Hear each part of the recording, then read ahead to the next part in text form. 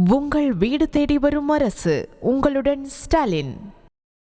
தமிழகத்தில் சென்னை உள்ளிட்ட வட கடலோர மாவட்டங்களில் மதிய வேளையில் வெயிலுடைய தாக்கம் என்பது 100 டிகிரி ஃபாரன்ஹீட் என்ற அளவுக்கு பதிவாகக்கூடிய அதே வேளையில் மாலை மற்றும் இரவு நேரங்களில் சென்னை சுற்றி இருக்கக்கூடிய பல்வேறு பகுதிகளில் கனமழையும் பெய்து வருது.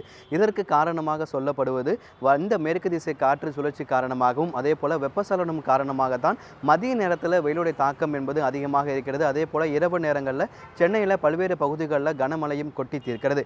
மேற்கு திசை காற்று வேக மாறுபாடு காரணமாக தமிழகத்தில் நாளை தினம் நீலகிரி, கோவை உள்ளிட்ட 2 மாவட்டங்களுக்கு கனமழைக்கான எச்சரிக்கை என்பது கொடுக்கப்பட்டிருக்கிறது. அதே போல 17ஆம் தேதியிலிருந்து 21ஆம் தேதி வரை நீலகிரி, கோவை உள்ளிட்ட 2 மாவட்டங்களில் மிக கனமழைக்கான ஆரஞ்சு நிற எச்சரிக்கையும் கொடுக்கப்பட்டிருக்கிறது.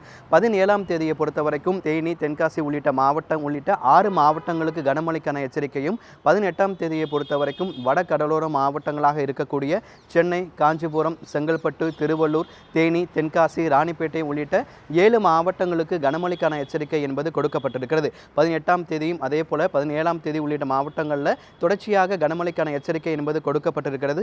அதே போல 19ஆம் தேதியிலிருந்து 21ஆம் தேதி வரை தேனி, தென்காசி உள்ளிட்ட மாவட்டங்களுக்கு கனமழைக்கான எச்சரிக்கையும் கொடுக்கப்பட்டிருக்கிறது. குறிப்பாக சென்னையை பொறுத்தவரைக்கும் பகல் நேரத்தில் வெயிலுடைய தாக்கம் என்பது 39 டிகிரி செல்சியஸ் அதாவது 100 டிகிரி ஃபாரன்ஹீட் அளவிற்கு வெப்பம் பதிவாகக்கூடும் என்ற தகவலை ஏற்கனவே வானிலை ஆய்வு மையமும் தெரிவித்திருக்கிறார்கள். மதிய நேரத்தில் வெயிலுடைய தாக்கம் என்பது 100 டிகிரி ஃபாரன்ஹீட் என பதிவாகக்கூடிய அதே வேளையில் தான் இரவு நேரங்களில் சென்னையில் பல்வேறு பகுதிகளில் கனமழை என்பது கொட்டி தீர்க்கிறது.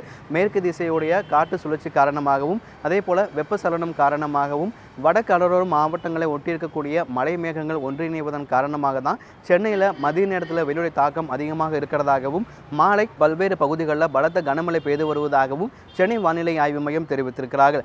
தமிழகத்தில் தொடர்ச்சியாக அடுத்து வரக்கூடிய 7 நாளைக்கான வானிலையுடைய அறிக்கையை சென்னை வானிலை ஆய்வு மையம் கொடுத்திருக்கக்கூடிய நிலையில் சென்னையில் வரக்கூடிய நாட்களிலுமே மதிய நேரத்தில் 39 டிகிரி செல்சியஸ் அதாவது 100 டிகிரி ஃபாரன்ஹீட் அளவிற்கு மேலாக வெப்பம் பதிவாகக்கூடும் எனவும் மாலை நேரங்களில் குறிப்பாக அதிகாலை மற்றும் நள்ளிரவு நேரங்களில் சென்னையில் சுற்றி இருக்கக்கூடிய பல்வேறு பகுதிகளில் இடி மின்னலுடன் கூடிய கனமழைக்கு வாய்ப்பு இருப்பதாகவும் சொல்லப்பட்டிருக்கு. குறிப்பாக கனமழை, மிக கனமழை எச்சரிக்கை கொடுக்கப்பட்டிருக்கக்கூடிய மாவட்டங்களில் கனமழை பெய்யும் பொழுது 40 முதல் 50 கிலோமீட்டர் வேகத்தில் பலத்த தரை காற்றுடன் கூடிய கனமழை பெய்வதற்கான வாய்ப்பு இருப்பதாகவும் சென்னை வானிலை ஆய்வு மையம் தெரிவித்திருக்கிறது.